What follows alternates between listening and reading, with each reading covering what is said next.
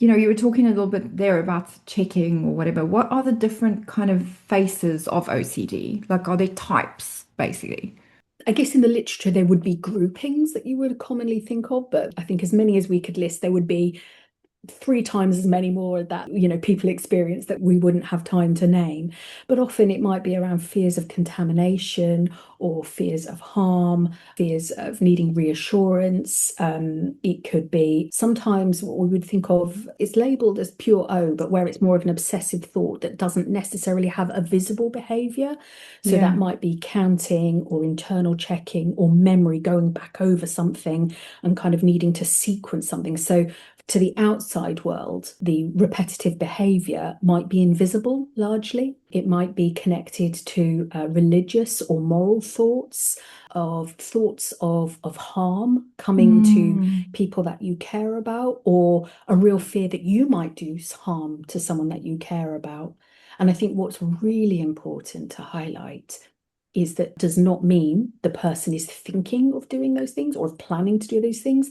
Those thoughts are so unbearable to the person, the very thought of that happening.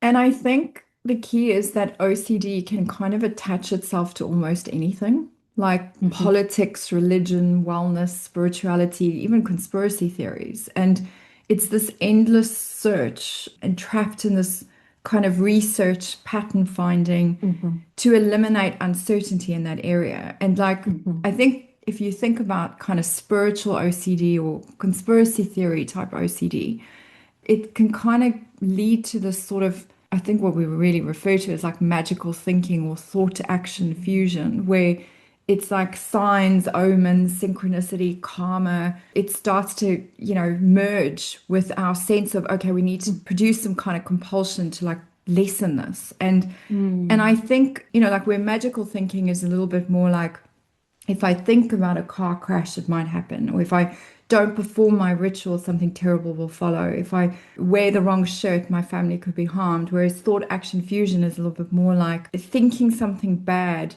is like morally equivalent to actually doing it or Yeah. thinking something increases the chance it will happen. So I can't think these thoughts. So it can kind of attach itself to almost anything in a way. And it might be related to an experience. So you gave an example on the miracle thinking of if I think about a car crash happening to someone I care about, that might happen. There may have been a time when someone has had an experience where there was a car crash to someone that they cared about, and there's a perceived sense of responsibility. So Yeah. something like that could absolutely make the connection for a person. But sometimes, I think another example you gave is if I wear a blue shirt, so it may not be an obvious connection, but the important thing is that for the person, there is a real joined up between, the feared thought or the intrusive thought that just won't go away. There's a real perseveration. It just comes round and round and round. It's really loud in our minds. And then needing to do whatever will settle that or prevent that thought from coming to life.